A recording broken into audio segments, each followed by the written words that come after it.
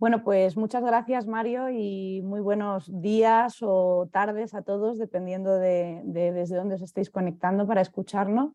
De hecho, como siempre soy muy preguntona, me gustaría empezar preguntando desde dónde nos estáis escuchando.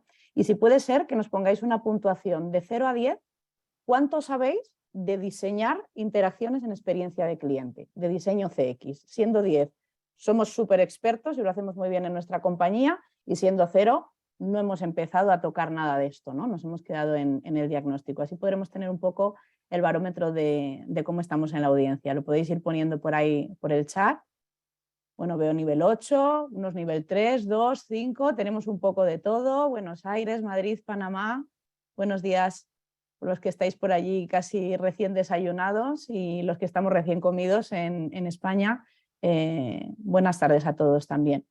Bueno, ¿de qué vamos a hablar? Yo voy a hablar hoy en este webinar de lo que probablemente es una de las principales frustraciones que tenemos como consultores de experiencia de cliente y que probablemente también sea una frustración que podáis tener como responsables de experiencia de cliente en vuestras compañías, ¿no? Y es, después de haber invertido en una consultora o haber hecho de primera mano un diagnóstico muy profundo y muy adecuado de cuál es la experiencia que viven nuestros clientes con nosotros y cómo mejorarlo, resulta que nos quedamos ahí, nos quedamos en un Customer Journey muy bonito, muy bien trabajado, pero no logramos pasar a la acción. Algunos de los problemas para pasar a la acción tienen que ver con entendimiento de la innovación o barreras dentro de la propia compañía, o que no hemos hecho bien los deberes o todo lo bien que lo deberíamos a la hora de conocer a nuestro cliente. En esta charla, que espero que interactuemos y que me pongáis cualquier pregunta o cualquier observación por el chat, porque creo en la inteligencia colaborativa y seguro que si compartimos todos experiencias, además de lo que yo os cuente, pues será mucho más rico para todos los que estamos aquí, ¿no? Bien, lo primero que me gustaría decir para empezar a hablar de esto es que tenemos que hablar de diseño centrado en las personas. Esto va a ser un concepto fundamental y que luego vamos a entrar un poquito más en detalle a nivel de metodología, ¿no? No sé si muchos de vosotros conoceréis este caso, ¿no?, de la resonancia magnética funcional. No sé si os habrá tocado alguna vez haceros este tipo de prueba. Yo, por desgracia, tengo un pequeño bulto en la cabeza, pues es benigno, pero más o menos con una regularidad de 2 años me tengo que someter a esta prueba, ¿no? Y aunque ha mejorado a lo largo de los años, la realidad es que te metan en un tubo y te digan que tienes que estar entre 20 minutos y 30 minutos con un sonido atronador, ya no te digo si tienes claustrofobia, pues es un poco complicado, ¿no? Y encima te dicen que no te muevas. Ya no digamos si en este caso el cliente, podríamos decir paciente, en este contexto, es un niño, ¿no? Tú dile a un niño, no sé si os pasa a los que tenéis hijos, yo tengo 2 peques de 3 y 1 año, tú dile a un niño que se meta ahí y que esté durante 20-30 minutos y no se mueva, ¿no? Normalmente la forma que tenemos de diseñar productos, servicios o experiencias en las compañías, lo que intentamos es pensar mucho en el producto o servicio en sí, ¿no? Entonces, desde este punto de vista, pues los ingenieros de Siemens, en este caso, lo que pensarían es cómo podemos desarrollar mejoras en esta máquina para que realmente los niños, bueno, para que aunque se muevan los niños, la prueba no de error y no tengamos que repetirla, lo que deriva en costes operativos importantes para el hospital, ¿no? Esta sería una forma de verlo y quizás la más tradicional en muchas de vuestras compañías y con las que yo he trabajado, ¿no? Cuando trabajamos desde una óptica de diseño centrado en las personas, y vamos a entrar en detalle en algunos conceptos clave y algunos tips que os quiero dar de esta metodología, lo que pensamos es que tenemos que hacerlo al revés, no tenemos que pensar que puede hacer el producto, sino que tenemos que conocer muy bien a la persona, en este caso el niño, y saber qué les gustan. Y a los niños hay una cosa que les gustan, son las historias. Así que después de realizar co-creación con niños, fue cuando por primera vez en Nueva York se rediseñó una resonancia magnética funcional o un TAC de esta manera, ¿no? El primer piloto que se hizo con este diseño lo que condujo es a que en un 33% de los casos se había reducido la necesidad de realizar la prueba porque los niños no se movían, ¿no? Con lo cual tenemos un impacto positivo en el negocio, pero lo hemos hecho con un diseño centrado en las personas y que realmente no es tan costoso como el tiempo, esfuerzo y desarrollo a nivel económico que implicaría mejorar esta máquina de Siemens, ¿no? Hecha esta reflexión y que vamos a hablar un poco de cómo diseñar desde esta perspectiva, yo lo que quiero compartir hoy con vosotros es cuáles son para mí, por mi experiencia, las claves para verdaderamente hacer un diseño de experiencia de cliente de éxito asegurado, ¿no? Y como siempre me ayuda a hacerlo a través de responder a preguntas, me gustaría responder con vosotros a 3 preguntas. ¿Por qué? ¿Qué? ¿Y cómo? Vamos a empezar a ello. Lo primero que debemos tener en cuenta es, oye, cuando trabajamos en experiencia de cliente, ¿cuáles son realmente todas las etapas, todas las fases o los paso a paso, ¿no?, que debemos dar? Bueno, desde ISO tenemos un framework en el que lo distinguimos en 3 grandes bloques, ¿no?, que serían el diagnosticar, el diseñar y el implantar, ¿no? Cuando este título de este webinar es cómo pasar del diagnóstico CX a la acción, damos por hecho que esta parte la tenemos controlada y por eso el webinar de hoy nos vamos a centrar en esto. Aquí vamos a hablar de cómo, una vez que hemos analizado y conocido muy bien a nuestros clientes, qué les duele, qué es relevante para ellos, qué les frustra, qué les gusta, ¿no?, de su relación con nosotros, podemos tener los ingredientes clave para poder pasar a diseñar interacciones o a diseñar nuevas experiencias, ¿no? Y es lo que voy a compartir hoy con vosotros. Así que empecemos por el principio, el por qué. ¿Por qué aplicar una metodología de diseño CX?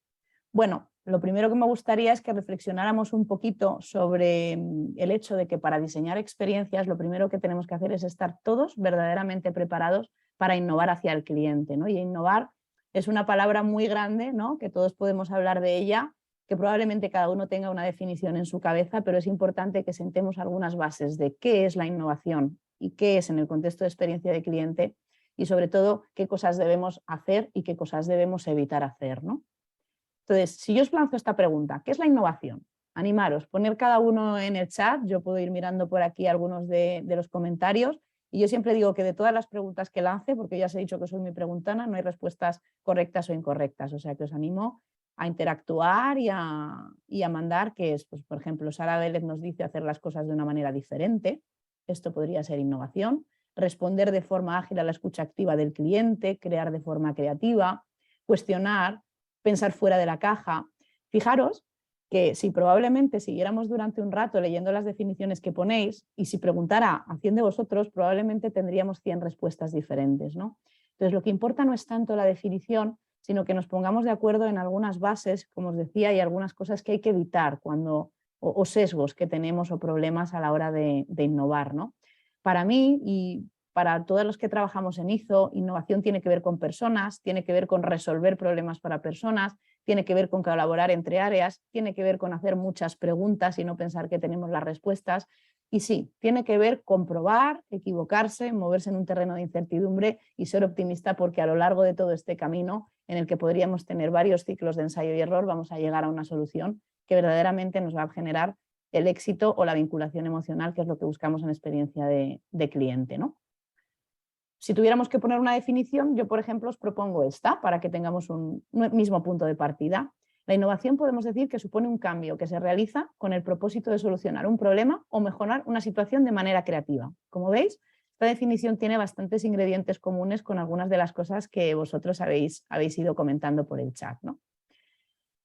¿Quién consideráis que sí ha innovado bien en experiencia de cliente, ¿no? Aquí quiero que nos vayamos a la inspiración, a casos de éxito, ¿no? Y si yo os digo, por ejemplo, una empresa que ha innovado en hacer que la experiencia cuando estamos de viaje sea más cercana a hacernos sentir como en casa, ¿qué empresa se os viene a la cabeza?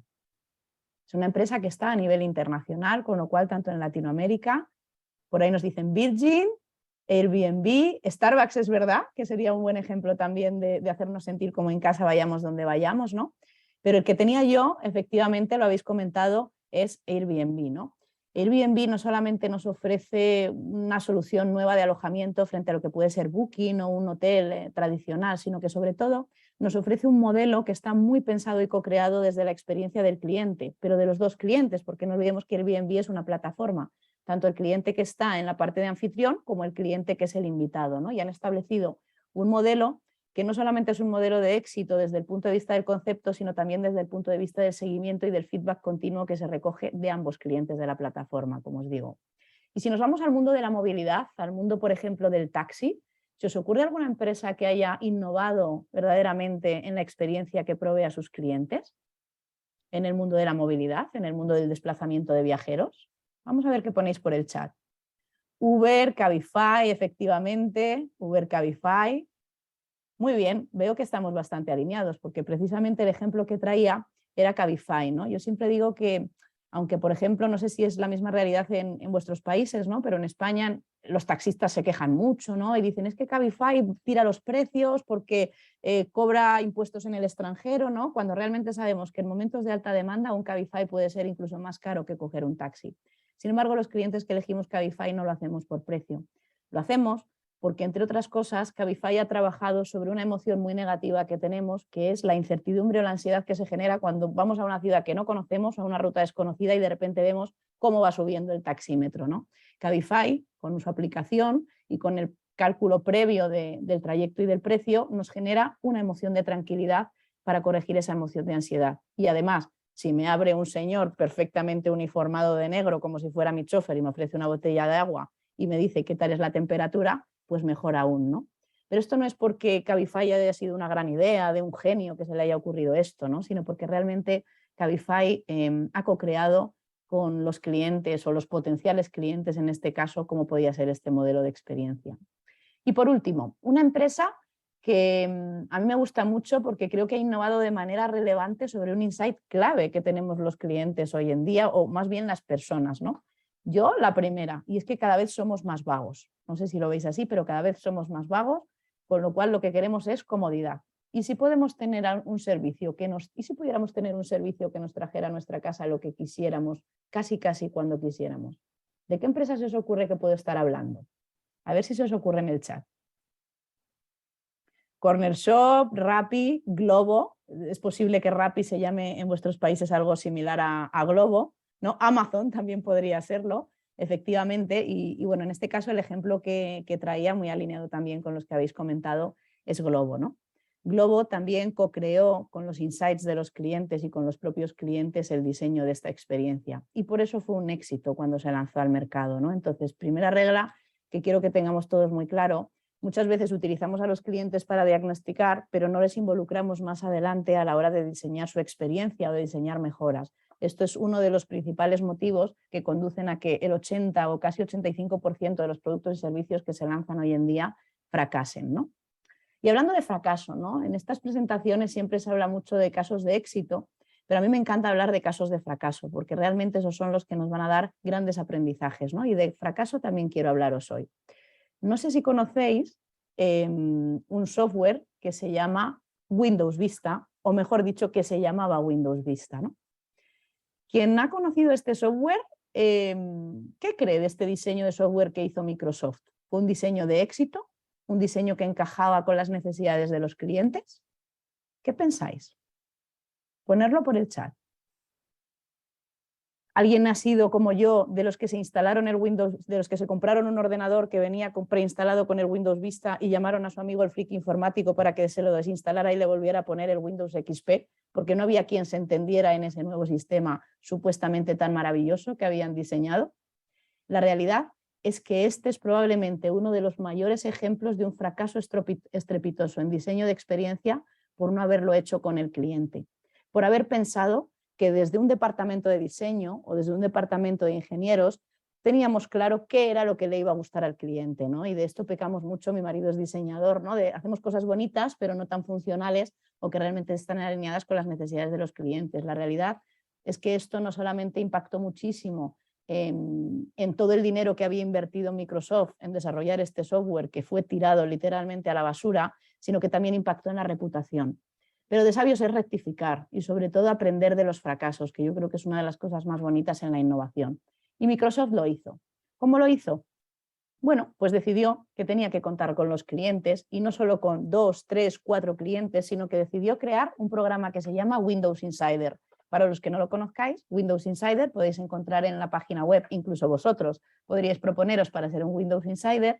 Lo que es una comunidad de clientes de Microsoft y de Windows en este caso, a lo largo de todo el mundo, que en fase beta, en cada iteración de los nuevos desarrollos que hacen de software o funcionalidades, están retroalimentando con su feedback estos desarrollos, y por tanto esto garantiza que no les vuelva a pasar lo que les pasó con Windows Vista, ¿no? Entonces, espero que este caso resuene en vuestra cabeza, y cuando os encontréis en situaciones similares en vuestra compañía y se esté hablando, incluso jefes o jefas vuestros o managers o altos directivos, de lanzar un producto sin haber hablado con ningún cliente, recordarles lo que le pasó a Microsoft y decirles: ¿de verdad queremos asumir el riesgo de perder todo el dinero que perdió Microsoft? Bien, y ahora me gustaría compartir con vosotros 6 problemas que en IZO hemos descubierto que tenemos normalmente las personas y las compañías cuando nos ponemos a innovar. Y espero que estos 6 problemas os daré las 6 soluciones, no los volváis a cometer ninguno de los que estáis tampoco en esta sesión. El primero, creo que es evidente, no haber comprendido al cliente, ¿no? Muchas veces nos ponemos a diseñar, yo venía del mundo del marketing, ¿no? Y de la investigación de mercados hasta que encontré mi vocación en la experiencia de cliente y de empleado. Y recuerdo que cuando trabajaba en L'Oréal, por ejemplo, pues hacíamos un montón de cosas sin haber preguntado a ningún cliente, ¿no? Y luego nos preguntábamos por qué esta campaña no había funcionado, ¿no? Muchas veces incluso nos pensamos que como nosotros somos clientes de la compañía, porque a veces podemos ser incluso empleado y cliente de la compañía, podemos tener claro lo que el cliente quiere, ¿no? Y esto en realidad no es así. ¿Cómo podemos solucionar esto? Pues muy sencillo, haciendo un diagnóstico muy profundo, y cuando hablamos de un diagnóstico profundo en experiencia de cliente hay 2 caballos de batalla fundamentales. Uno es la segmentación emocional o psicográfica en base de arquetipos y no la segmentación sociodemográfica tradicional o por segmentos de negocio, en el caso de B2B. Y lo segundo, por supuesto, nuestra herramienta madre, el Customer Journey. Si además de esto pudiéramos tener definida lo que se llama la promesa de experiencia, ¿no? Porque hablamos mucho de promesa de marca, pero no hablamos tanto de promesa de experiencia, probablemente tendríamos ya el tridente clave para haber comprendido suficientemente a nuestro cliente como para no cometer este problema o este error frecuente a la hora de innovar. El problema 2 es pensar que innovar es algo que se hace un día, se pare la innovación, ya tengo el bebé, ¿no?, en el mercado y a partir de ahí pues me dedico a vivir de las rentas, ¿no? O sea, realmente las empresas que tienen un éxito sostenible a largo plazo en términos de experiencia de clientes son empresas que han adoptado la innovación como una actitud. O sea, realmente quien lanza algo en una compañía, según lo lanza, no solo tiene que tener un programa de medición para ir recogiendo feedback de cómo está respondiendo el mercado a ese lanzamiento, por supuesto, sino que también tiene que estar pensando ya en el siguiente lanzamiento, ¿no? Solamente de esta manera, si tomamos la innovación como actitud, podremos realmente hacer mejoras relevantes en la experiencia de nuestros clientes o incluso disruptivas y no simplemente mejoras incrementales que rápidamente la competencia puede copiar o poner a nuestro mismo nivel. ¿Quién hace esto muy bien? Pues uno de los reyes de la experiencia de cliente. Amazon trabaja, no sé si conocéis, con lo que se llama el proceso del long wow, ¿no? ¿Qué quiere decir esto? Que Amazon ya tiene diseñadas, porque ya ha hecho pensar a su equipo en el Amazon del futuro, ¿no? Y en las necesidades incluso del futuro. Leen estudios de tendencias, leen lo que está pasando y desarrollan innovaciones que pueden ser las que van a ir lanzando en los próximos 10 años, pero que van a ir desplegando poco a poco, ¿no? Esto pasó, por ejemplo, con Amazon Prime. En un momento dado nos lo lanzaron, o Prime Video, pero realmente lo tenían ya en la recámara desde hace tiempo. Sería bueno que las compañías empezáramos a tener esto en nuestro ADN, ¿no? Una actitud continua de innovar. Y hablando de referentes, también podríamos hablar de Disney. Hay muchas empresas con las que trabajo que me dicen, ya Elisa, es que yo no soy Disney, ¿no? Yo siempre digo, lo maravilloso de esto es que aunque seas una empresa de utilities, aunque seas una empresa de banca, aunque seas una empresa de seguro, si utilizas los principios que utiliza Disney para gestionar la experiencia de cliente, puedes tener grandes éxitos, ¿no? Y de hecho, hay un libro que os recomiendo que se llama los 10 principios de la magia Disney, escrito por Lee Cockerell, donde da consejos que son cosas de sentido común que podríamos aplicar para el diseño CX. Sobre Disney podríamos hablar mucho, pero como tengo muchas cosas que compartir con vosotros, solo os voy a decir que desde la foto de la izquierda a la foto de la derecha han pasado un sinfín de sesiones de co-creación con clientes. Sesiones de co-creación que han hecho que a día de hoy Disney ha desarrollado esta maravillosa pulsera en la que la tecnología se ha puesto al servicio de las necesidades del cliente para hacerle la vida más fácil y para hacer una experiencia mucho más placentera en el parque. Solucionando emociones negativas como por ejemplo llegar a una atracción y que haya cola. Con la pulsera de Disney tienes un aviso automático de cuáles son las atracciones más despejadas para poder ir. Pero no solo eso. Podemos salir sin cartera y sin llaves de nuestro hotel, porque con la pulsera Disney podemos pagar en cualquiera de los establecimientos del parque y abrir la habitación de nuestro hotel. Y algo muy importante para los que somos papis, para los que tenemos niños, que se nos pierda el niño en el parque, ¿no? Bueno, pues es que con la pulsera, si nuestro hijo tiene la pulsera y nosotros también, podemos geolocalizar a nuestro hijo o incluso no llevar cámara de fotos ni teléfono móvil y realmente poder hacer todas las fotografías que queramos en el parque, en que luego nos llegarán al correo electrónico con el que hemos desarrollado la pulsera, ¿no? Esto es trabajar desde las necesidades del cliente hacia los procesos y la tecnología y no al revés, que es una de las cosas más importantes que debemos tener en cuenta. Problema 3. Nos suele pasar que si estamos sesgados viendo siempre algo muy concreto, pues nos cuesta ver más allá de esto, ¿no? Y cuando estamos muy focalizados en algo, yo siempre digo, ¿no? Pues cuando yo estuve embarazada, de repente decía, uy, parece que hay más embarazos de la cuenta, ¿no? Parece que todo el mundo está embarazado, ¿no? Y realmente depende de un principio que es la atención focalizada. Yo no sé si conocéis este famoso vídeo, ¿no? En el que creo que es de un anuncio del Metro de Londres, ¿no? Donde se están intentando pasar un balón y te dicen, mira este vídeo y cuenta cuántos pases de balón se están haciendo, ¿no? Y realmente la gente, cuando le preguntas, bueno, ¿y cuántos pases has visto? Unos dicen 13, 15, 14, ¿no? La gente ha estado ahí concienzudamente concentrada en ver los pases de balón y probablemente la mayor parte de gente, no, probablemente no, esto es una realidad, ni siquiera se ha dado cuenta de que hay un oso pardo tremendo, en este caso una persona disfrazada de oso pardo, cruzando entre las personas que se están pasando el balón, ¿no? ¿Qué nos viene bien si somos de marketing, si somos de experiencia de cliente y si estamos muy sesgados o solo vemos lo que nosotros estamos trabajando? Ver lo que está pasando de verdad.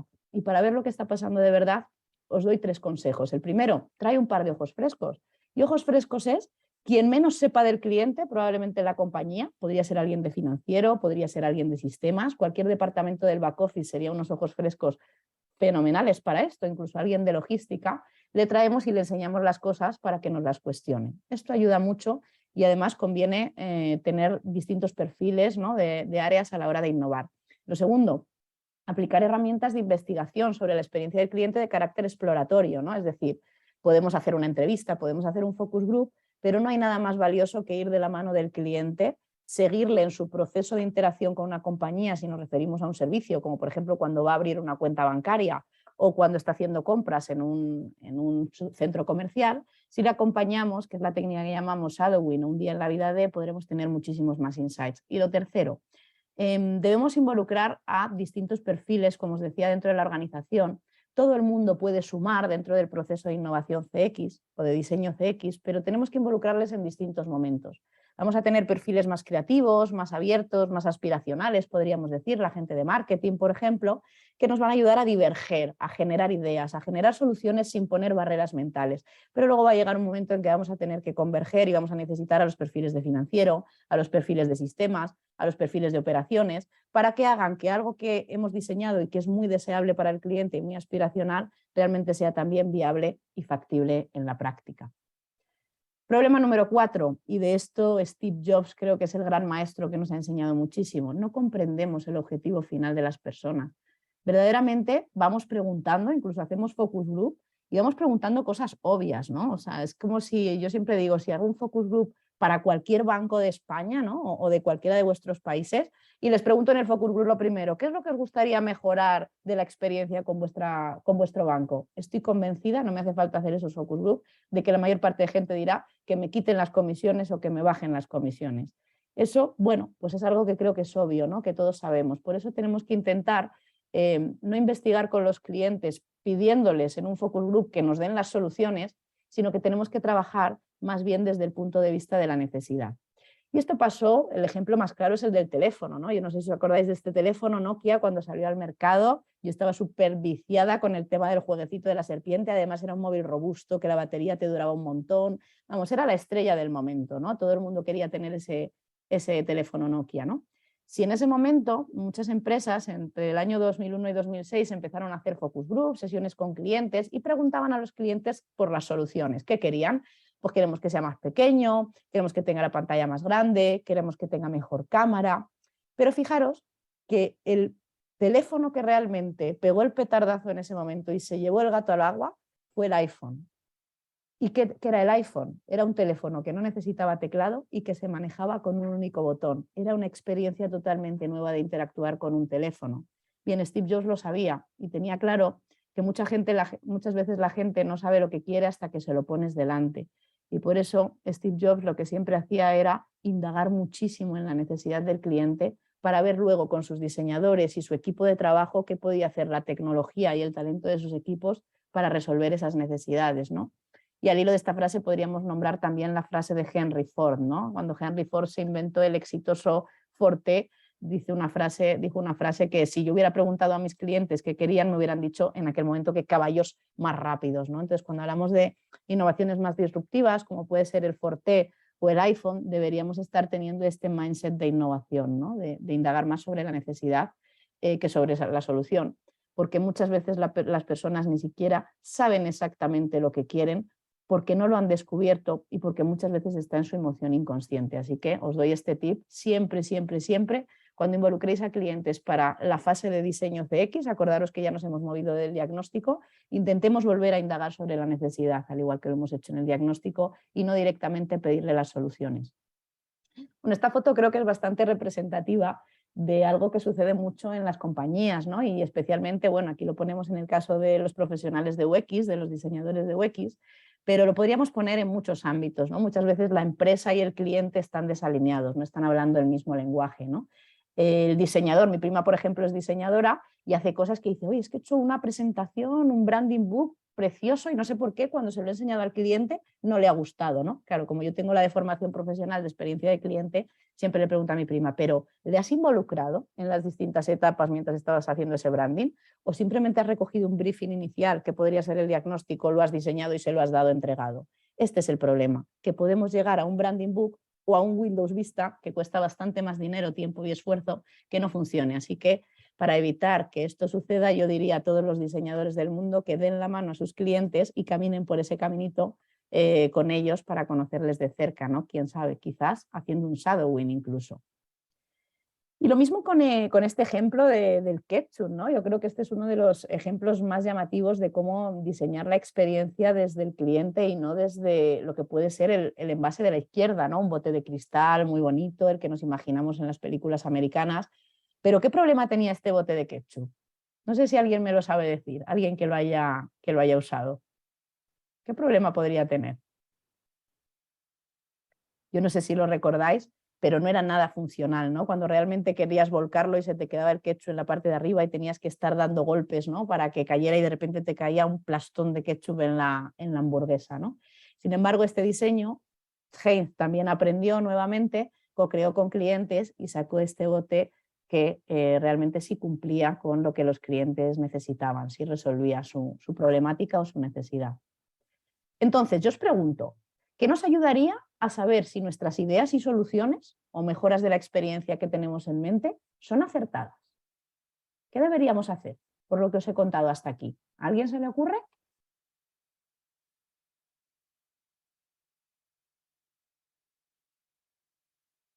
Exactamente, algo que parece muy obvio, pero que no sucede tanto. Preguntar a los clientes, pero ojo, que hablando de preguntar, una cosa que me gustaría deciros es que preguntar no es escuchar y que las empresas preguntamos mucho, pero la mayor parte de las veces escuchamos poco, ¿no? Estamos repletas de datos, hacemos encuestas interminables en las que prácticamente obligamos a que el cliente sea un auditor de nuestros propios procesos, ¿no? Y por eso tenemos muchas empresas ricas en datos, pero muchas empresas que son pobres en insights, porque no saben sacar los buenos datos y muchas veces el exceso de análisis y el exceso de datos y buscar la coherencia entre esos datos, a veces preguntados en canales diferentes, momentos diferentes y contextos diferentes, hace perder mucho tiempo en las compañías y sería mejor centrarse en 4 datos relevantes y accionarlos en insights que nos permitan trabajar en un proceso de diseño con el cliente, ¿no? Gartner tiene un dato asombroso, ¿no? Yo siempre trabajamos con este dato en IFE porque es súper llamativo y es que el 95% de la opinión que recogen de nuestro feedback, de ese preguntarnos a los clientes, se tira literalmente a la basura. O sea, ¿qué quiere decir que se tira literalmente a la basura? Que realmente no se hace nada con este dato más que tranquilizar conciencias, hacer informes y compartir los informes internamente en la compañía, pero no se pasa a la acción. Por eso el título de este webinar es cómo pasar del diagnóstico CX a la acción, ¿no? Entre otras cosas, para que esto no suceda. El problema número 5, que el exceso de análisis o el exceso de intentar llegar a hacer el diseño ideal o el diseño perfecto, ¿no? Esto lo buscamos mucho en las compañías, especialmente si no estamos trabajando con metodologías ágiles, si trabajamos con el método tradicional en cascada todavía, lo que sucede es que no terminamos implantando nada, ¿no? Y esto es una gran frustración porque ¿de qué me vale haberme gastado un dineral en una consultora que me ha hecho un superdiagnóstico o tiempo de mi equipo, si lo he hecho a nivel interno, si realmente luego no hago nada con ello y no lo llevo a implantar, ¿no? Para esto hay una regla que un compañero de ISO, Pablo Fiestas, siempre nos lo comenta, ¿no? Y es que la experiencia de cliente, el responsable de experiencia de cliente en las compañías es el que tiene que tener el presupuesto más grande para invitar a cafés a las distintas áreas para lograr que se implanten las cosas, ¿no? Tiene que tener no las 4 P's del marketing de Kotler, sino las 3 P's del CX, que en este caso son pico, pala y paciencia. Así que si estáis ahí como responsables de experiencia de cliente, no os olvidéis que uno de nuestros mantras siempre tendrá que ser lograr que se implanten las cosas, y esto se hace con pico, pala, paciencia, y también evidentemente con un impulso firme, no solo del CEO, sino también del comité de dirección, ¿no?, de la compañía. Eso es lo que va a hacer que las cosas verdaderamente se implanten, y si es desde arriba, desde donde se establece la prioridad de que se implanten estas mejoras, todas las áreas van a apoyar al área de experiencia de cliente para esa implantación efectiva, y por tanto nos vamos a ahorrar un pequeño presupuesto en cafés. Y el último problema, creo que de todos los proyectos que he trabajado a lo largo de mi trayectoria en experiencia de cliente, este es un insight común a todos los proyectos, los famosos silos entre las áreas, ¿no? No somos capaces de tener una visión única del cliente o comprometernos en la experiencia global, ¿no?, sino que cada departamento se centra en su parcela, ¿no? Probablemente uno de los problemas por los que sucede esto en las compañías es porque los objetivos no están alineados, ¿no?, y no hay un objetivo común de NPS o satisfacción del cliente, sino objetivos por departamentos, ¿no? Para construir este tipo, romper silos entre áreas, hay que trabajar mucho en temas de cultura, y muchas veces una forma de generar cultura es cambiar las reglas del juego o cambiar los entornos, hacer espacios más abiertos y cambiar las formas de trabajo para que sean más colaborativas entre áreas, como mandan las famosas metodologías ágiles, ¿no?, que todos tenemos ahora en el punto de mira. Bien, y con este punto llegamos al qué, ¿no? Esto a mí me gusta como si fuera una receta de un programa, una receta de un plato buenísimo, ¿no? Os quiero compartir cuál es la receta para un diseño CX de éxito, ¿no? Y para eso lo primero que necesitamos es saber cuáles son los ingredientes. En este caso, el primer ingrediente es clientes reales, y pongo entre paréntesis externos. Y no lo pongo por casualidad, lo pongo porque trabajando con muchas compañías, cuando les he preguntado, me han dicho, Elisa, nosotros ya tenemos un Customer Journey. Y digo, fenomenal. Pues entonces vamos a ver, ¿cómo habéis hecho este Customer Journey?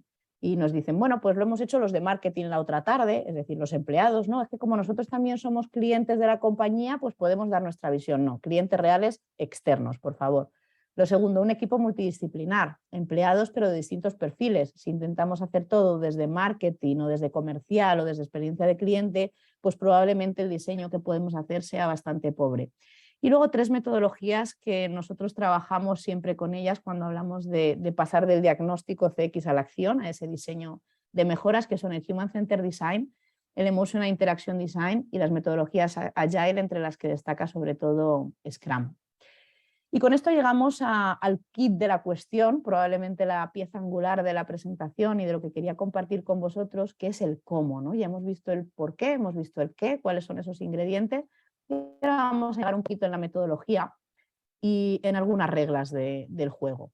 Lo primero, no sé si todos conocéis el concepto de inside out y outside in, ¿no? Pero creo que esta imagen es bastante gráfica, ¿no?, para representarlo, ¿no? Normalmente las empresas, la mayoría de las que conozco, y quizás en las vuestras también todavía se esté diseñando inside out, es decir, diseñamos dentro un producto, un servicio, una mejora de experiencia, la lanzamos y luego pedimos feedback al cliente, ¿no? Cuando lo que deberíamos hacer es primero hablar con clientes y después de tener ese feedback, traerlo dentro de la compañía y desarrollar mejoras. Es lo que se llama trabajar con una filosofía outside in, ¿no?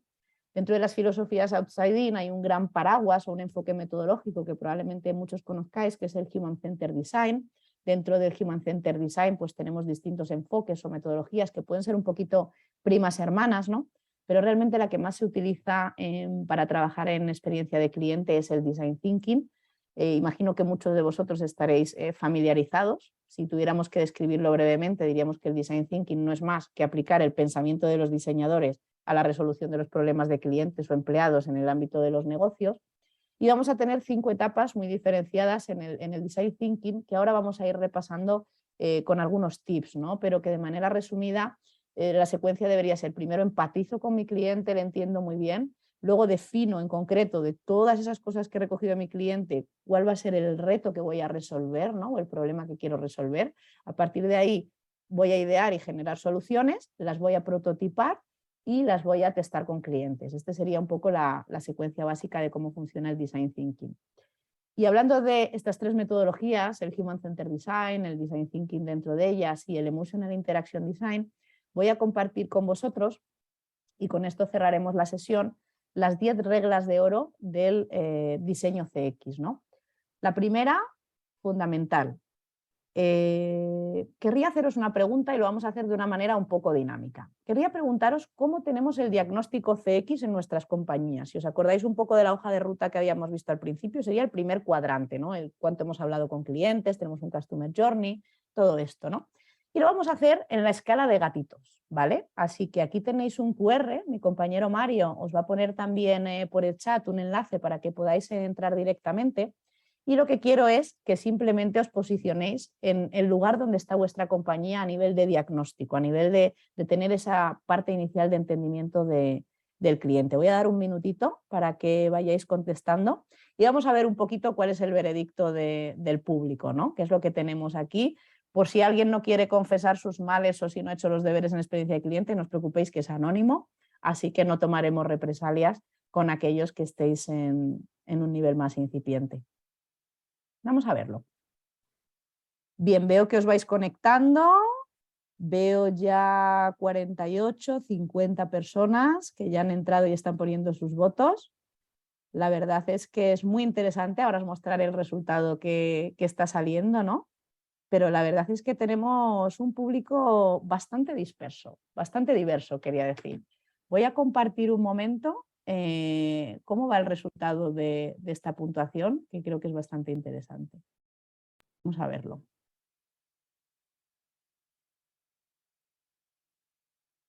Vamos a verlo. Bueno, pues lo tenéis en pantalla, más o menos súper repartida la tarta, ¿no? Tenemos más o menos un 25% de gente que no tiene el Customer Journey, un 25% que lo ha hecho pero con la visión de los empleados, otro 25% un poco más que lo ha hecho pero solo con una visión cuantitativa de los clientes, y los que están en el último gato, este ya es el que se sale del todo, es el que tiene ese Customer Journey construido con input cualitativo, ¿no? Es un input que es más costoso pero que muchas veces tiene grandes frutos. Bien, pues tenemos un poco de todo. Para aquellos que todavía no tengáis el Customer Journey o lo hayáis construido solo con la visión de los empleados, lo primero que os diría es que para poder tener un diseño CX de éxito asegurado, lo primero que tenemos es que partir de un buen diagnóstico, profundo y bien hecho. Y profundo y bien hecho quiere decir articulado a través de un Customer Journey o unos arquetipos, como veíamos al principio, y habiendo combinado metodología cualitativa o cuantitativa. Esto sería lo primero que deberíamos hacer antes de pasar a la siguiente parte de esa hoja de ruta, ¿no? de diseño CX. Lo segundo, incluso aunque estemos en el gatito último, ¿no? Y tengamos un maravilloso diagnóstico de CX, un Customer Journey decorando las paredes, ¿no? de nuestra empresa, muchas veces el siguiente error es, vale, como ya hemos preguntado, pues ya está, ya sabemos lo que quiere el cliente, porque claro, leyendo esto ya tenemos claro cuál va a ser la solución que va a resolver esa necesidad, ¿no? Error, acordaros de Steve Jobs, ¿no? Tenemos que seguir involucrando a clientes para enseñarles y co-crear con ellos probablemente las mejoras. Y aquí viene la regla de oro número 3. Es mucho más difícil diseñar mejoras en experiencia de cliente o innovar si decimos, bueno, vamos a pensar en cosas que podríamos innovar sobre el momento del alta de cliente en el banco. O vamos a pensar, si estamos en una energética, en qué podríamos, ahora que tenemos el precio de los suministros como lo tenemos con toda la situación de Ucrania, vamos a pensar cómo podríamos mejorar el momento de recibir la factura, ¿no? o de ver el consumo energético, ¿no? Bueno, probablemente esto sea bastante más difícil que si somos capaces de formular una pregunta muy concreta a la que queremos responder con estas ideas o esta innovación que queremos llevar a cabo, ¿no? Por eso CX deberíamos trabajar con la técnica que se llama How Might We, muchos probablemente la conozcáis y la manejéis. Para quienes no la conozcáis o no la hayáis manejado, os va a cambiar la vida, empezar a generar ideación y mejoras utilizando esta técnica. Y quiere decir que todo el Customer Journey deberíamos resumirlo en una frase muy concreta en la que tengamos el detalle de quién es exactamente el arquetipo al que quiero resolver la necesidad o mejorar su experiencia, cuál es el problema o el insight de lo que he descubierto en esa fase exploratoria de investigación que quiero accionar y cuál es lo que quiero resolver, ¿no? En este caso la necesidad o lo que quiero ocasionar, ¿no? Cuarto, una vez que tenemos definido el reto, como decía, no pensemos solo desde los empleados, co-creemos con clientes, porque al final, si ellos son los protagonistas, no tendrá sentido hacerles partícipes del diseño de su propia experiencia. Esto parece una obviedad, pero sin embargo en muchas compañías no parece estar tan claro. Me gustaría compartir con vosotros ejemplos de empresas que han co-creado y siguen co-creando mucho con sus clientes y esta es una de sus grandes variables para el éxito, ¿no? Fijaros, Lego creo que es el caso de co-creación máxima, ¿no? Y es que en el caso de Lego hacen un concurso, tienen una plataforma donde los propios clientes pueden subir sus diseños de posibles Legos, prototipos, se ponen en la plataforma, todo el mundo puede votarlos y los que reciban más de 10.000 votos pasan a producción dentro de Lego, con lo cual imaginaros la cantidad de dinero que se ahorra Lego en estudios de mercado precisamente gracias a esto, gracias a que son los clientes quienes ya le están diciendo de primera mano qué es lo que quieren. Lo mismo con el club que tiene Ideas for Aflelu, donde tiene una comunidad de clientes que continuamente, al igual que los Windows Insiders, pero en este caso de manera más abierta, no es para testar una solución o un software, sino en este caso sería para generar nuevas ideas, aportan ideas que luego se han implantado en la realidad, ¿no? Como por ejemplo esta tienda, esta máquina en una óptica de Arana Aflelu, donde puedes personalizarte tus propias gafas, ¿no? Y esto no ha nacido por una idea feliz de alguien del departamento de marketing de Arana Aflelu, sino que ha surgido de los propios clientes. Y luego está Threadless, que es una empresa de moda, de diseño de moda, donde pasa un poquito lo mismo que en Lego. Los clientes diseñan sus propias prendas, suben lo que sería un prototipo o un patrón a la plataforma, reciben votos y los que reciben mayor acogida son producidos y se ponen a la venta dentro del catálogo de esta compañía, ¿no? Estos ejemplos me parecen bastante inspiracionales, pero me gusta hablar de casos nacionales, ¿no? Casos más cercanos. En España, Mercadona, por ejemplo. Mercadona es un caso alucinante, ¿no?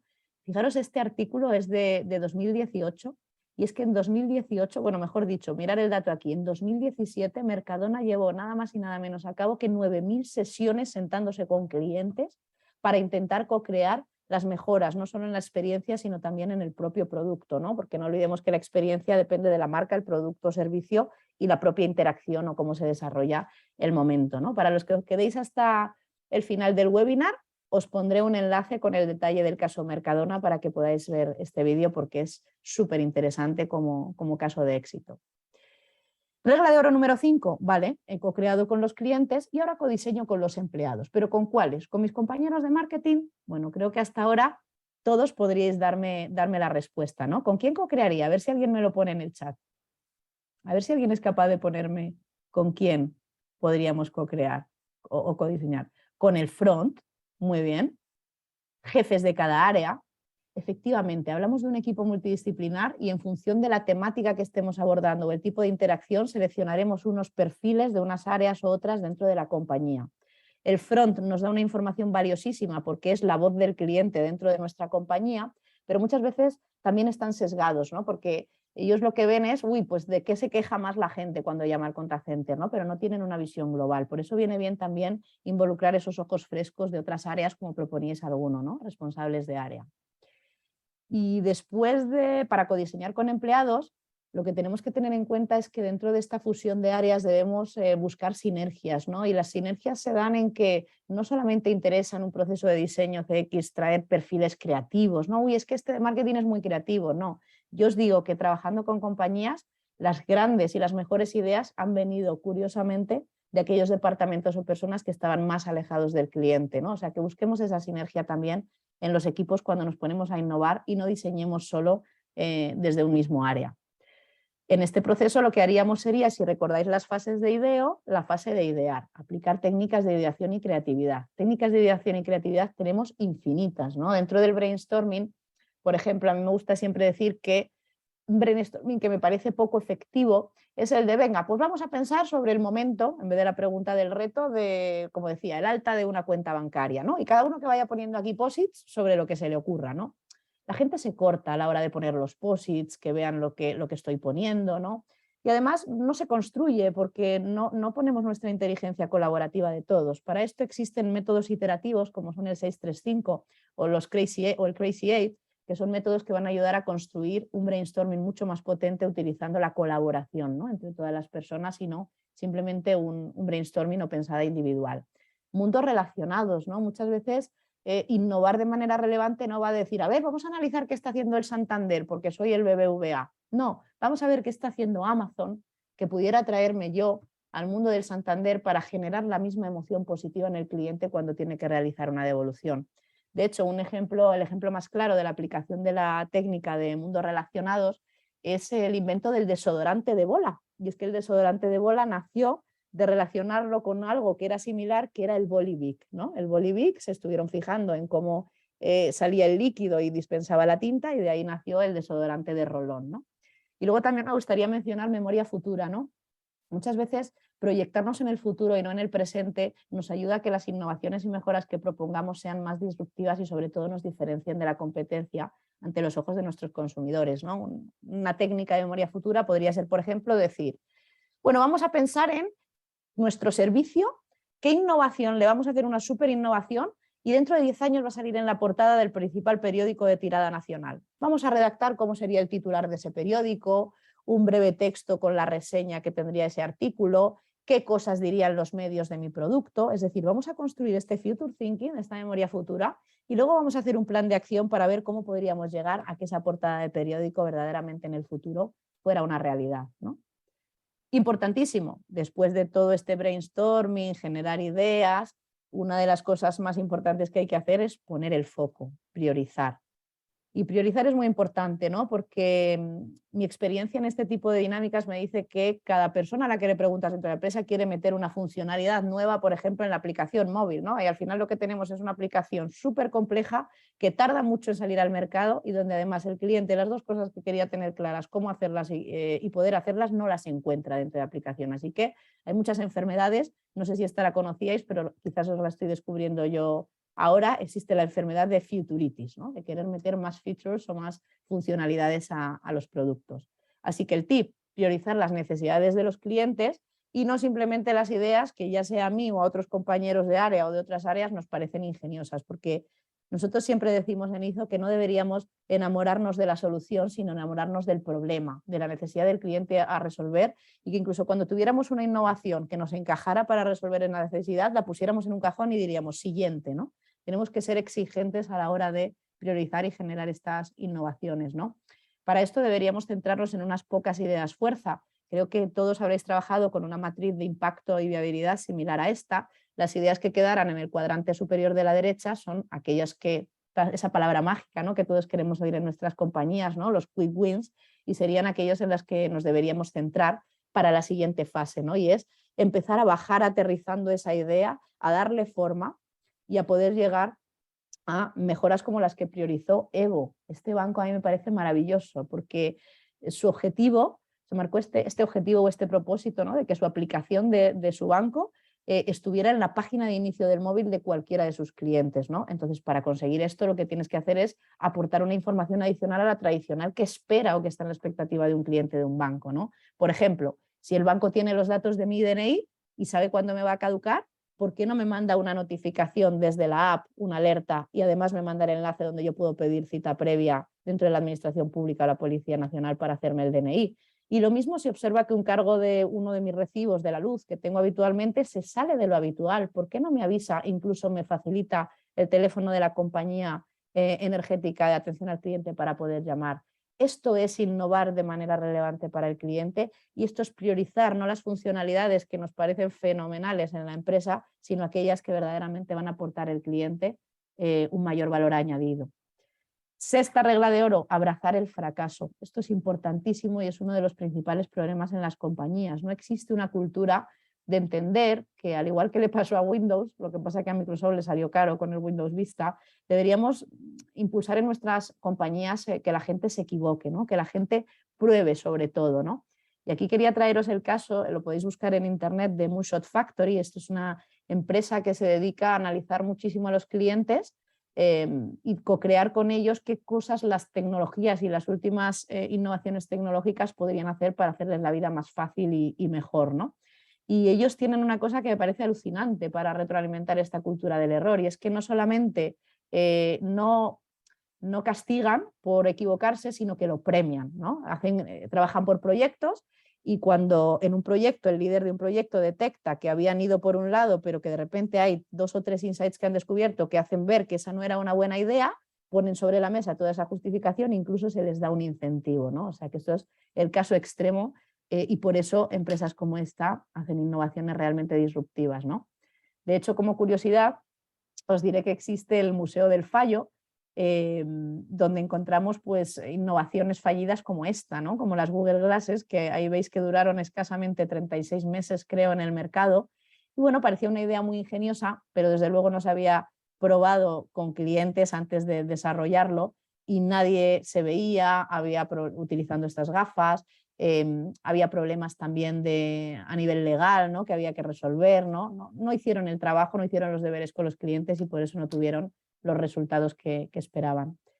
La regla número 7 sería que todo esto hay que tangibilizarlo de alguna manera, ¿no? Prototipar parece una palabra como, qué complicado hacer un prototipo. Bueno, os voy a enseñar que realmente prototipos se pueden hacer muy sencillos. De hecho, tenemos un montón de técnicas de prototipado, a veces pueden ser mood boards, a veces pueden ser un storyboard, ¿no? O un cómic en el que le enseño al cliente cómo sería el rediseño de la interacción que va a vivir. Podemos prototipar con cartón, con plastilina, con Lego, hacer un roleplay. O si nos movemos a soluciones digitales, pues podemos tener también prototipos cliqueables, ¿no? En los que cada página sea una pantalla de alguna manera, ¿no? Así que no necesitamos mucho presupuesto, pero sí necesitamos tangibilizarlo de alguna manera para que cuando vayamos a hablar otra vez con nuestros clientes estemos seguros de que nos dan el feedback que necesitamos. Y una vez que he hecho el prototipo, lo testeo con los clientes, se lo enseño, recojo su feedback y llego al principio número 8, que sería iterar la solución en base al feedback. Es decir, no deberíamos acudir a estas sesiones de testeo diciendo, como ya tengo esto y ya estoy enamorado de mi solución, pues voy a intentar forzar a que me digan que sí, que está todo bien. No, deberíamos ir a estas sesiones incluso a matar la idea, a intentar tener la actitud de cuestionar y que los clientes nos cuestionen todo para precisamente poder terminar de refinar esa solución y hacer algo que realmente encaje a la perfección con lo que el cliente quiere, necesita y va a superar sus expectativas, ¿no? Dentro de la compañía. Hablando de iterar, Design Thinking no es una metodología lineal, como tampoco lo son las metodologías ágiles, y van de ensayo y error, de preguntar al cliente y de volver a repetir hasta llegar a la mejor solución. Así que uno de los consejos que os puedo dar cuando trabajamos en diseño CX es tener cierta paciencia y también saber que cuando hablamos de metodologías agile, ¿no? Que es una de las palabras ahora más de moda, no estamos hablando de metodologías que hacen las cosas más rápido. Estamos hablando de ser más rápidos a la hora de responder a los cambios del mercado precisamente porque el cliente y la forma que tenemos de trabajar de manera más líquida o más fluida va a favorecer que lleguemos antes que la competencia y con una solución que encaje mejor con el cliente. Regla número 9, y vamos llegando al final, os dije que os iba a compartir 10 reglas de oro. Empezar por las emociones de las personas. Acordaros del ejemplo que hemos visto de ese rediseño del TAC como un barco pirata, ¿no? O como una experiencia que podrían vivir con Jack Sparrow, ¿no? Debemos primero empezar por las emociones y luego, por supuesto, debemos tocar procesos, ¿no? Suena muy bonito hablar de emociones, pero para articular e implementar estos diseños en las compañías necesariamente vamos a tener que involucrar los procesos, los sistemas y las personas.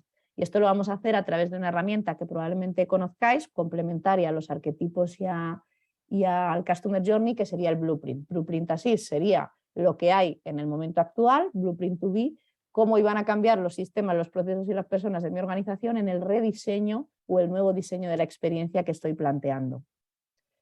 Y principio número 10, y aquí os voy a dar unos últimos tips sobre estas metodologías que hemos hablado. Diseñar desde las emociones, ¿no? Y bueno, en ISO tenemos un marco, nosotros desarrollamos basado en las teorías de Russell y Scherer y también en todos los estudios y la investigación de Paul Ekman, desarrollamos en 2017 lo que llamamos la rueda de emociones. Estas son las emociones más presentes en experiencia de cliente y trabajamos con una metodología que a día de hoy está certificada por DEC Selección, con lo cual incluso en la propia web de DEC podéis encontrar detalle de esta metodología de Emotional Based o Emotional Interaction Design, donde lo que hacemos es identificar la emoción inicial, acordaros del caso de Cabify, ¿no? La emoción inicial con el taxi es ansiedad, ¿no?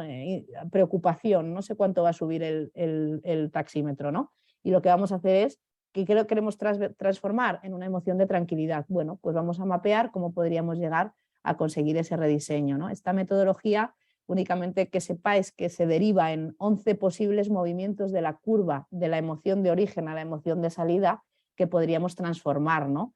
Algunas tienen que ver con eliminar emociones y pensamientos negativos, otras con tener un arranque muy fuerte, como por ejemplo puede ser el momento wow que supone abrir cualquier packaging de un producto de Apple, ¿no? un final fuerte, ¿no? Al final de la experiencia, ¿no? Incluso hacer un rediseño completo, que es lo que hizo Disney, ¿no? Con la pulsera que permite rediseñar toda la experiencia en el parque gracias a ese elemento, ¿no? de la pulsera.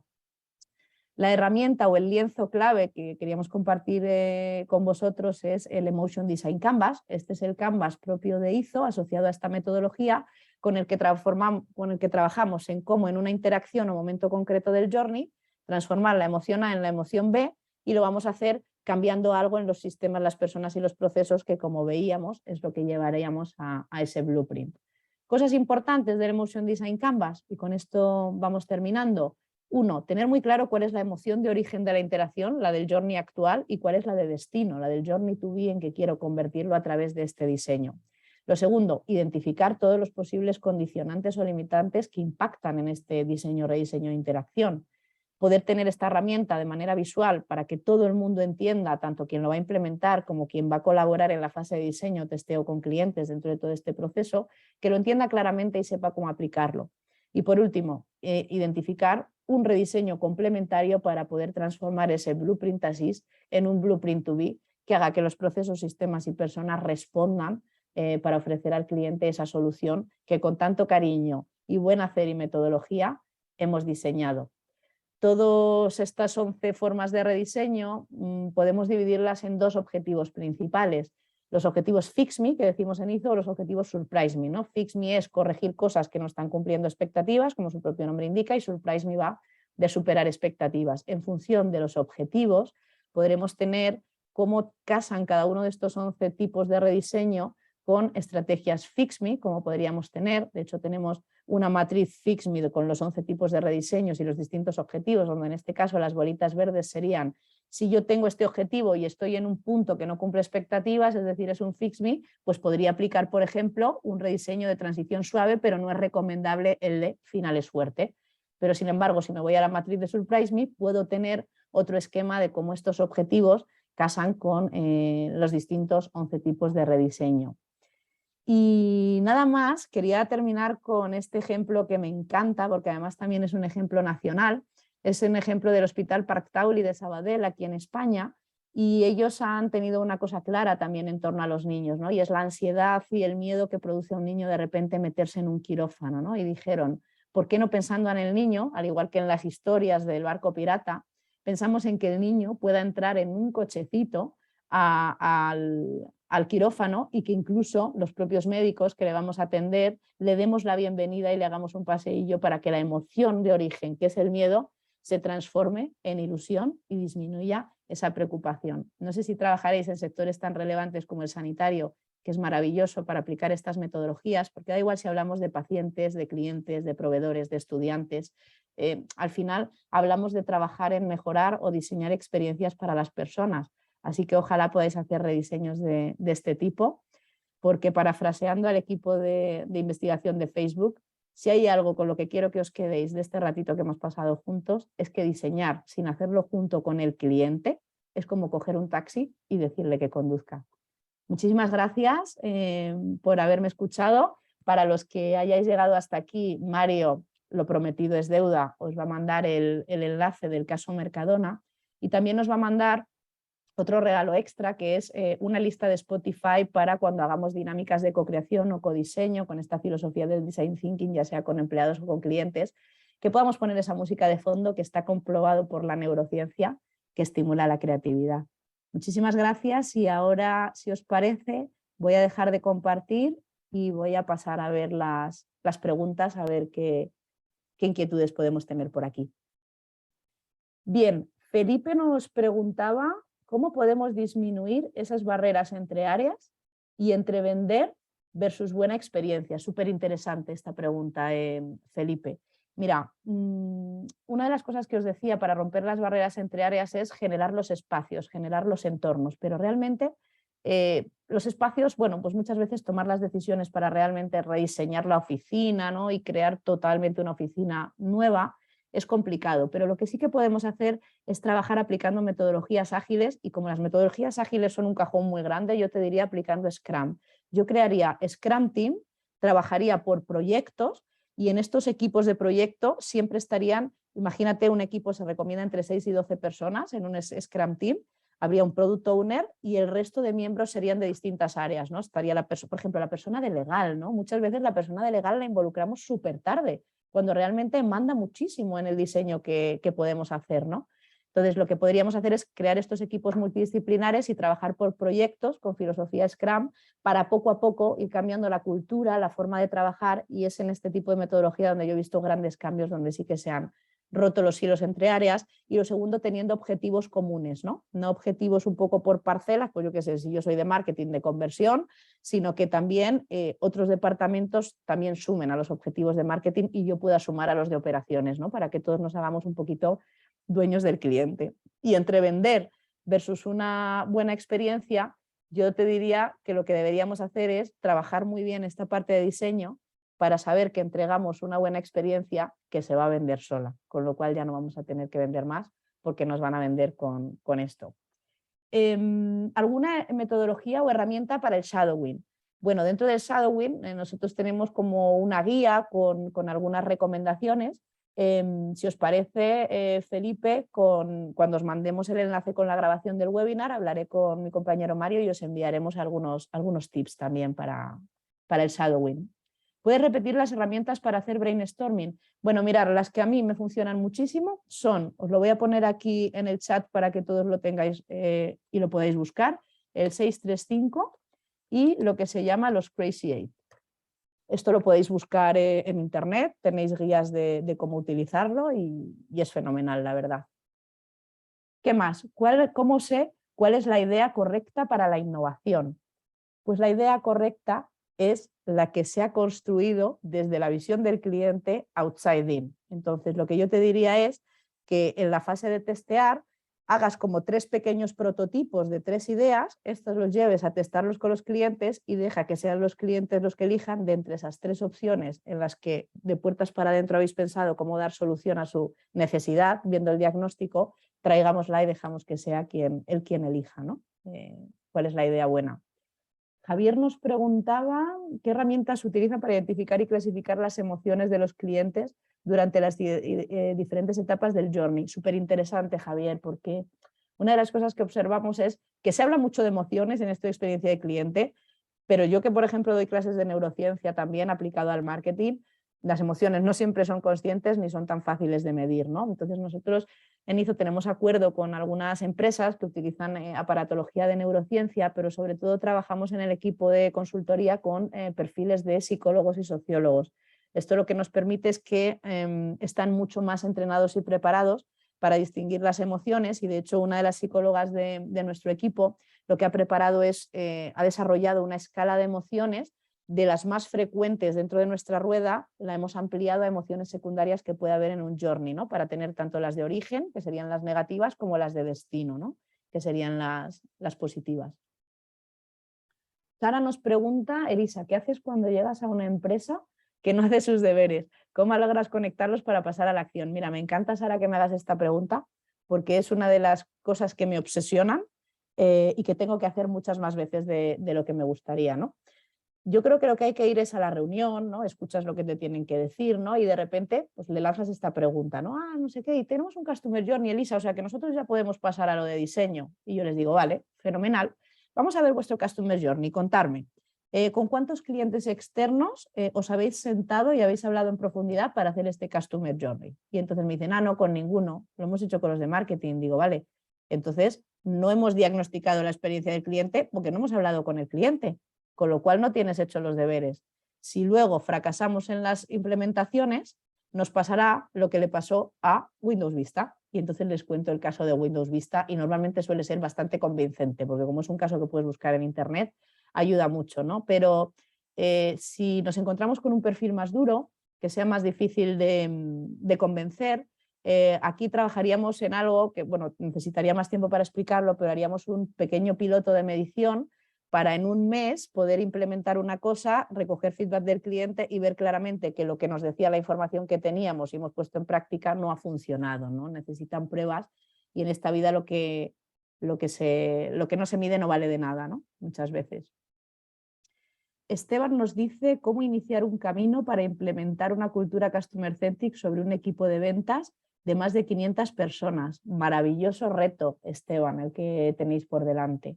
Mirar, la cultura es otro tema apasionante, ¿no? Del que podríamos tener otro webinar como ese. De hecho, Mario, nos lo apuntamos, ¿no? Porque es súper importante hoy en día estas transformaciones culturales hacia CX en las compañías. Nosotros decimos una frase que es que la transformación cultural sucede a través de lluvia fina, ¿no? Y yo creo mucho en los pequeños actos, en las pequeñas cosas que van calando y que van generando un impacto, ¿no? Nosotros, como hemos trabajado esto, es creando un equipo de embajadores, no tienen que ser muchas personas, o sea, a lo mejor estamos hablando, si estamos hablando de un equipo, vamos a suponer de 500 personas, porque dices más de 500, pues a lo mejor podríamos hablar de un embajador cada 50 personas, ¿vale? Entonces podríamos tener 10 embajadores. Estos 10 embajadores tienen una capacitación CX y se les entrena a tener técnicas para picar a la gente dentro de la compañía, para poner mini retos gamificados, en fin, hay un montón de cosas que se pueden hacer a través de la gamificación y articulando este equipo de embajadores que va a ser el que va a ir haciendo acciones de lluvia fina en estas 500 personas. Pablo nos dice qué herramientas recomiendan para realizar un buen blueprint. Bueno, plantillas hay muchas, ¿no? No hay una plantilla única. De hecho, en nuestra página web de IFO, incluso de manera gratuita, os podéis descargar, creo, la que utilizamos nosotros. Lo que recomendamos para hacer un blueprint, sobre todo, es invitar a la gente adecuada a la sesión dentro de la compañía. Para eso primero tenemos que decir, no vamos a hacer un blueprint de todo el proceso de facturación, por ejemplo, ¿no? Sino que deberíamos del journey coger algo muy concreto y abrir el blueprint de esto. Aplicamos la plantilla y trabajamos con metodologías de mapeo de procesos, donde composites de distintos colores, entre las distintas personas de las distintas áreas, vamos construyendo el proceso de todo lo que recoge un blueprint, que es qué pasa de puertas para adentro y para afuera en la compañía, que hacen que el cliente tenga esta experiencia, ¿no? Vale, Mariana nos dice, podría repetir las herramientas de brainstorming. El Crazy 8 y el 635. Creo que ya había respondido, que le había preguntado otro compañero o compañera, Mariana. Andrés, ¿qué consejo puedes dar para aplicar un área de CX de cero? ¿Cuáles serían los primeros pasos? Me encanta. Ojalá tuviera yo ese reto por delante de empezar de cero, ¿no? Porque no es lo mismo empezar de cero que llegar a un sitio donde hay algo medio mal montado y tener que arreglarlo, ¿no? Entonces, yo lo primero que te diría para montar un área de CX de cero es convencer a la dirección de la compañía. Si es una compañía pequeña o grande, tendríamos que llegar a los responsables de las áreas e idealmente al CEO o a la CEO de la compañía, convencerla de que esto es importante y a partir de ahí, con este roadmap que os he enseñado de escuchar, diseñar y transformar, ¿no? Que serían como las 3 etapas que deberíamos recorrer trabajando en experiencia de cliente, empezaría haciendo un plan de acción para la escucha, un plan de acción para recoger el feedback de manera cuantitativa con encuestas y el feedback de manera cualitativa. Y dentro de esto lo que te recomiendo es haz primero cualitativo y luego en la encuesta simplemente preguntar aquellas cosas que queremos validar, pero no al revés. Aunque para otras cosas nos puede funcionar hacer primero un quanti y luego profundizar o hacer zoom con un quali, en el caso de montar un área de CX de cero, yo lo primero que haría es convencer a la dirección y montar un plan de escucha, porque sin ese diagnóstico, como hemos visto, no tendremos la primera pieza para luego seguir trabajando en diseño o incluso en temas de cultura CX, en modelos de medición más sofisticados o modelos de gestión con otras áreas, ¿no? Erika nos pregunta de qué manera podemos crear el entorno cultural con clientes internos, colaboradores, es decir, empleados, para que mejoren en su manera de utilizar una herramienta. Vale, aquí entiendo que estamos hablando de capacitación o de formación de empleados para utilizar, no sé si te refieres, Erika, a una herramienta tecnológica o si te estás refiriendo a quizás una herramienta de estas que hemos visto, como Customer Journey o Blueprint. Si estás todavía por aquí lo puedes escribir en el chat. Pero bueno, suponiendo que fuera una herramienta que ya tienen en su día a día y que crees que no la están utilizando bien, entendiendo utilizar bien, hacerlo hacia el cliente, yo lo que haría es sentarme con ellos, analizar un poco qué provecho están sacando de esa herramienta y hacerles ver las oportunidades que podrían tener utilizándolo de otra manera, ¿no? Esto es bueno coger casos de inspiración o de otras empresas que ayuden a movilizar, o incluso un ejemplo de cómo podríamos haber gestionado esta interacción con este cliente, con esta herramienta, si lo hubiéramos optimizado, por ejemplo, Salesforce, ¿no? Yo siempre digo que Salesforce es un Ferrari, ¿no?, dentro de la gestión de clientes, pero la mayor parte de las empresas se compran el Ferrari y lo dejan aparcado en el garaje o lo sacan solo a pasear por la manzana, ¿no? O sea que realmente no están trabajando todas las funcionalidades que podría dar. No voy a hablar de marketing automation, sino de experience automation, ¿no? Deberíamos llegar al punto de que el diseño CX fuera súper líquido, ¿no? O sea que realmente pudiéramos estar trabajando en disparar interacciones con pequeñas experiencias en distintos eventos que puedan hacer los clientes, ¿no? Al igual que existe el marketing automation. ¿Algún tip de co-crear e innovar en un ambiente B2B? Mira, yo siempre digo que no sé por qué existe este estigma de pensar que en B2B es más difícil aplicar el CX o que es más difícil trabajar en diseño. Yo siempre pongo un ejemplo de una empresa de B2B que me encanta, con la que hemos trabajado en IZO, que se llama Grupo Hinojosa, y es una empresa industrial que vende cajas de cartón a otras empresas de 3 sectores: agricultura, es decir, las naranjas que luego ponen al supermercado que van en una caja de cartón, zapatillas Nike o patatas fritas que luego van en una caja de cartón a la tienda, y por último azulejos, ¿no? Bueno, pues hemos hecho sesiones de co-creación con clientes, es decir, hemos hecho una sesión de co-creación de agricultura, una sesión de co-creación con los de la industria azulejera, con 6 clientes en cada una de estas sesiones, y además las hemos hecho online porque las hemos hecho tras la pandemia, y otra con los clientes industriales. Y a través de una serie de dinámicas, pero las mismas que aplicaríamos en un entorno B2C, hemos construido con ellos una experiencia ideal. Para esto recomiendo no preguntar cosas obvias como "ay, ¿qué os gustaría mejorar?". Lo que os digo, el cliente no sabe lo que quiere, y tampoco en B2B, que B2B no son edificios hablando con edificios, son personas hablando con personas, y por tanto todo lo que hemos visto aquí y toda la filosofía de experiencia de cliente y el Human Centered Design aplica exactamente igual. En este caso lo que sí recomiendo es traer ejemplos de fuera. Por ejemplo, se produce un hecho que es la consumerización del B2B. ¿Qué quiere decir la consumerización del B2B? Que yo a lo mejor soy directora de compras de una compañía que compró a Hinojosa estas cajas de cartón, pero luego en mi vida diaria interactúo con Amazon o interactúo con Vodafone, que es mi compañía de teléfono, ¿no? Pues si Vodafone tiene algo muy bueno de experiencia de cliente, pues yo diré, jolín, ¿y por qué Vodafone me lo da y esta empresa a la que le doy mucho más dinero porque estoy en el ámbito B2B no lo está haciendo, ¿no? Pues traigamos esos ejemplos de inspiración del B2C y veamos cómo se podían traer al B2B. Y uno de los tips fundamentales aquí también, Michelle, es que en B2B tenemos un multicliente, ¿no? Tenemos distintos roles, no es una sola persona. Deberíamos pensar en función de en qué momento del journey queramos innovar, a qué perfiles dentro del mapa de cuenta deberíamos involucrar en esta co-creación. Marta Ruiz nos pregunta, ¿un Customer Journey hecho internamente en la empresa no está sesgado ya desde el principio? ¿Es necesario contratarlo externamente? Mira, me sabe muy mal contestar a esta pregunta desde el punto de vista que soy consultora, pero como antes he estado en el otro lado y he sido el cliente, me he dado cuenta de los problemas que podía haber. Si como empresa tenemos la metodología y la formación, el cliente no nos conoce y podemos hacer sesiones con ellos bien facilitadas en las que no sepan y no se note que somos de la empresa, podríamos intentar hacer un Customer Journey internamente. Pero en el momento que nos conocen, que no tenemos la formación o la metodología y que va a ser inevitable que digamos cosas que se va a notar que somos de la empresa, porque me ha pasado cuando algún cliente me dice, oye Elisa, que yo también quiero entrar en el Focus. Digo, ya, pero es que se te va a notar porque vas a hacer preguntas de ¿y no te has leído esta nueva cosa que hemos lanzado y tal, no sé qué? Cuando un consultor que no tiene esa vinculación con la empresa, esto no va a suceder, ¿no? Entonces, mi recomendación es el primer Customer Journey al menos contratarlo externamente o hacerlo con personas dentro de la organización que no conocen a los clientes. Por ejemplo, esto es como lo peor sería poner a los comerciales a hacer el Customer Journey, porque es como si yo le pregunto a mi contacto directo que qué piensa de mí y de las cosas que pasan con mi compañía, ¿no? O sea que si lo hacéis internamente, formar a gente que no vea clientes, tipo de sistemas o de contabilidad o del back office, y esa gente es la que si no conoce a clientes en un B2B es más complicado, lo puede hacer.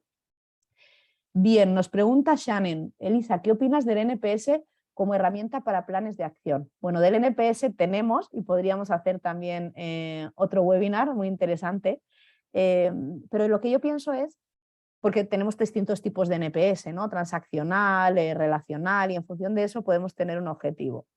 Yo lo que digo es, si lo que queremos es implantar un piloto de una nueva iniciativa que hemos diseñado de CX y ver si consigue los objetivos que esperamos, yo haría una pequeña encuesta transaccional y sí, utilizaría el NPS para decir, oye, acabamos de hacer, por ejemplo, un nuevo protocolo de atención del gestor en un banco, por ejemplo. Oye, yo le preguntaría luego a todos los clientes que pasan por esa interacción. En base a la interacción que has tenido con el gestor, ¿recomendarías esta entidad? Y luego tendría una sucursal en la que no estuviera teniendo ese tratamiento y midiera en las mismas condiciones, con condiciones similares. Y entonces compararía los NPS y como sabemos que el NPS va a tener un impacto en el retorno económico por la recompra, porque van a hacer upselling, cross-selling, ¿no? Por todo esto, pues eso nos va a permitir validar que la acción es adecuada si en el grupo de piloto y el grupo en el que comparo el NPS es sustancialmente diferente. ¿Qué más? Elisa, ¿cómo validar? Me encanta, o sea, me encantan las preguntas y me encanta que me hayáis hecho tantas preguntas porque eso quiere decir que hay muchas inquietudes interesantes sobre este tema y que estamos consiguiendo mi objetivo de esta inteligencia colaborativa. Así que muchísimas gracias, de verdad. Carolina nos dice cómo validar el journey hecho internamente con el cliente afuera. Muy buena pregunta. Si estamos en el gatito 1, ¿no? Que hemos hecho el journey pero con los empleados, lo que deberíamos hacer es hacer una sesión de co-creación con los clientes, o una sesión en este caso más de diagnóstico, y lo que yo recomiendo sería llevar, por ejemplo, el journey mapeado en un papel con posits y darle a los clientes rotuladores y posits para que ellos puedan moverlos, añadir nuevas interacciones, pero siempre recomiendo una primera actividad en la que cada cliente se diseñe su propio journey dentro de la sesión de cero, porque si no les estamos sesgando, ¿no? Y también te diría que no vayas a esta sesión, Carolina, a validar que lo que habéis hecho en la empresa es lo adecuado. Utilicemos la técnica de matar el journey. Vamos a ir a este focus group con estos clientes pensando que todo lo que hemos hecho está fatal y que realmente no tiene nada que ver, ¿no? Y entonces estaremos mucho más predispuestos a sorprendernos y a descubrir insights que son como ese momento ajá, que dices, esta es la clave para realmente vincular a este cliente emocionalmente con este banco y no simplemente bajarle las comisiones, que es una vertiente poco sostenible, ¿no? De negocio. Y luego Jennifer también nos preguntaba, en el contexto que el mercado es muy cambiante y que no damos por hecho que ya tenemos claro lo que el cliente quiere, ¿cada cuánto tiempo es prudente hacer un diagnóstico CX? Mira, muy buena pregunta, Jennifer. Además, esto nos lo preguntan continuamente, ¿no? Oye, ¿cada cuánto debería actualizar el Customer Journey, ¿no? Porque efectivamente el Customer Journey debería ser una herramienta dinámica, ¿no? Una herramienta que vaya cambiando. Entonces nosotros, por lo general, como regla así mnemotécnica, es verdad que depende de que hay sectores más dinámicos y sectores menos dinámicos. Normalmente decimos cada 2 años mínimo deberías actualizar todo el journey completo, ¿no? Con todas las interacciones que normalmente un journey detallado puede tener entre 15 y 25 interacciones, ¿no? Por cierto, aprovecho para decir que un Customer Journey, porque también es una palabra, perdonadme, muy prostituida, todo el mundo habla de Customer Journey, cuando realmente ves lo que llaman Customer Journey, a veces un Customer Journey lo llamamos a la secuencia de actividades por las que pasa el cliente, como si fuera un proceso, ¿no? El paso a paso, ¿no? Entro en la aplicación, me abro la cuenta corriente, consulto mi saldo, ¿no? Realmente lo que interesa del Journey no es la secuencia, eso es solo el inicio, sino todo lo que va para abajo. Expectativas, cosas que le gustan, cosas que le frustran, el nivel de importancia de esta interacción, nivel de esfuerzo, ¿no? Construir todo ese detalle es fundamental, ¿no? Y lo que recomiendo es que si en alguna de esas interacciones ha sucedido un cambio relevante, pues por ejemplo, la pandemia ha supuesto un cambio de trabajo, si estuviéramos hablando no de experiencia de cliente, de experiencia de empleado, en el tema del lugar de trabajo, trabajar desde casa o desde otro lugar o trabajar desde la oficina. Bueno, pues aunque yo hiciera un Customer Journey el año pasado, tendré que actualizar no todo el journey, pero sí ese momento porque ha habido un cambio relevante, bien en el mercado, en la competencia o en el contexto o perfil de mis consumidores, ¿no? Entonces yo diría, siempre estar alerta de cambios que puedan hacer, bien porque yo cambie cosas en la empresa o porque cambie algo externamente a nivel de mercado, competencia o clientes, ese momento actualizarlo, pero solamente hacer cualitativo para actualizar ese momento. Y luego, como regla mnemotécnica, 2 años, pero el sector es muy dinámico, a veces hay que actualizar cada año, ¿no? Especialmente sectores tecnológicos, ¿no? Donde las cosas van súper rápido hoy en día. Y a ver, Verónica, tenemos otra pregunta, nos dice, he realizado el journey a mi empresa ahorita, estamos por entrar a la etapa de blueprint, ¿algún consejo para iniciar esta etapa? Bueno, Verónica, aunque no me lo has comentado, voy a suponer que tú eras de las que has puesto tu voto en el gatito con todos los ojos luminosos y que ese journey del que estamos hablando está bien construido, es profundo y parte de una base de trabajo cualitativa, es decir, que no lo hemos construido solo con encuestas. Entonces sí, estás preparada para pasar a la siguiente fase, que sería un poco la bisagra o el punto de conexión del diagnóstico con el diseño, que sería hacer el Blueprint Assist. Aquí lo que recomiendo dentro del Blueprint Assist es que dentro de ese journey elijas 3 momentos de la verdad que vais a abordar y para esos 3 momentos de la verdad generes 3 sesiones diferentes con un equipo multidisciplinar de empleados que te las pueda... Ah, perfecto, Verónica, muy bien, haber realizado entrevistas. Pues entonces lo que haría sería eso, hacer 3 sesiones con un equipo multidisciplinar de unos 6, 8 empleados en los cuales seleccionara, pues por ejemplo, si voy a hablar en un momento que tiene que ver cuando el cliente entra en la app, pues tendré que traer a la sesión, invitar a la sesión a la persona que lleva la app, ¿no?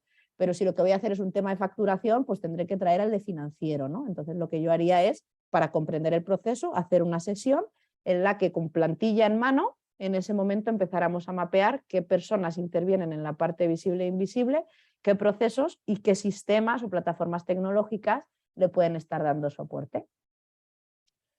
Carolina nos comenta cuáles herramientas recomiendas para recoger la voz del cliente cualitativa que facilite el análisis para la toma de decisiones. Muy buena pregunta, Carolina.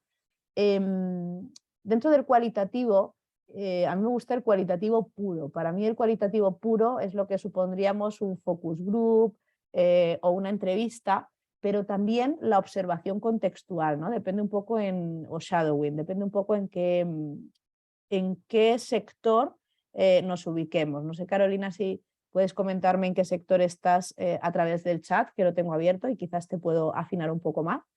Pero básicamente nosotros trabajamos a día de hoy con herramientas digitales colaborativas como son Mural, Miro e incluso Google Jamboard. Y con estas herramientas lo que hacemos es que los propios clientes hacen una serie de dinámicas y van poniendo el input en los posits, lo hacen de manera individual y luego lo hacen de manera colaborativa. Y todo esto, por ejemplo, es maravilloso porque Mural te permite descargarlo perfectamente en un Excel y ya trabajar con un Excel.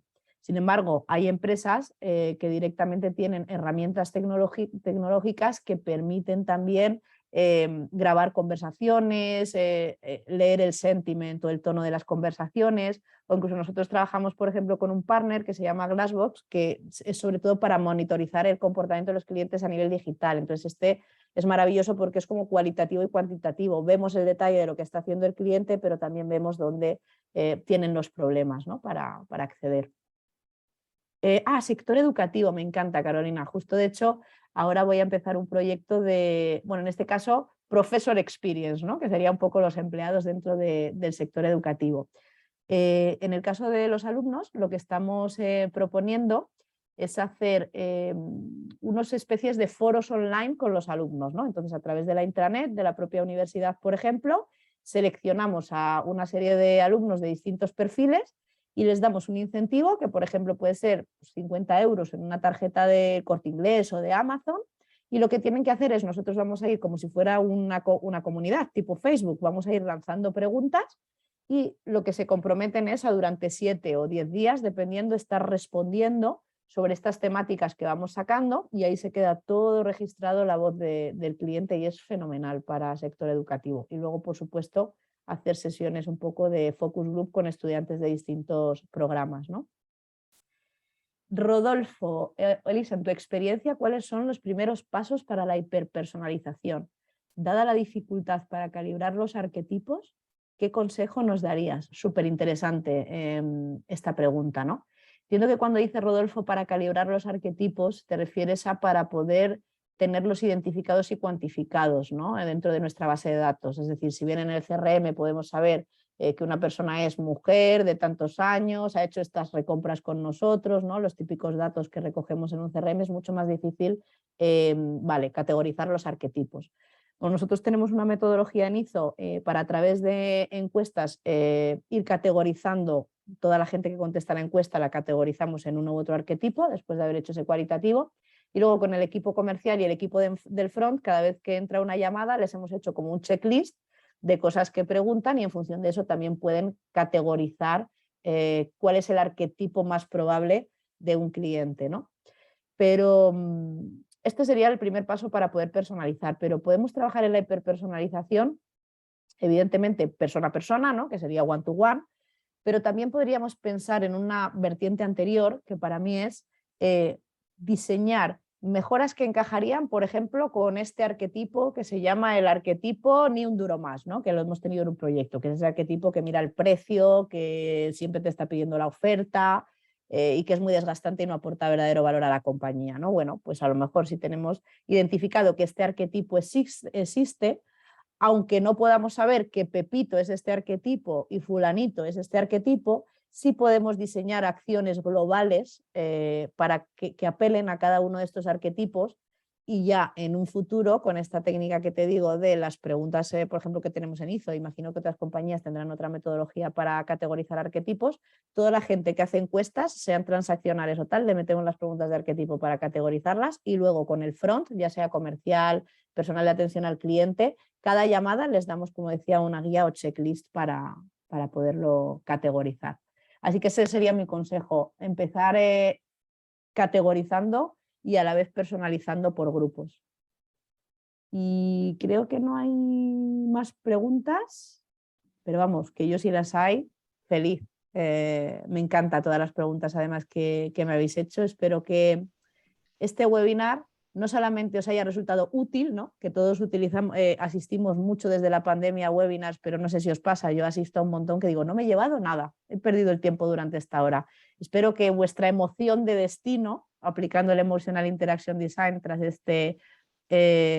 esta sesión, si la de origen era expectación, ¿no? Que podría ser estoy expectante, a ver qué nos va a contar Elisa, pues espero que la de ahora sea ilusión, satisfacción, ganas de aplicar todo lo aprendido y sobre todo que os llevéis pequeños tips que desde mañana podáis aplicar en vuestro día a día para que juntos sigamos transformando este mundo y haciendo que los clientes tengamos una calidad de vida mejor en nuestra relación con las empresas. Muchísimas gracias. Un placer compartir con vosotros. Muchas gracias a todos y nada, esperamos veros en el siguiente webinar, que como siempre será a finales de noviembre. Y nada, pues muchas gracias Elisa por su tiempo, por su sabiduría y como siempre por su, bueno, y mejor persona. Así que esperamos verla en un futuro webinar y nada, encantado de haberos visto a todos y nos vemos en el siguiente webinar. Fenomenal, muchas gracias. Nos vemos en redes sociales. Chao. Chao.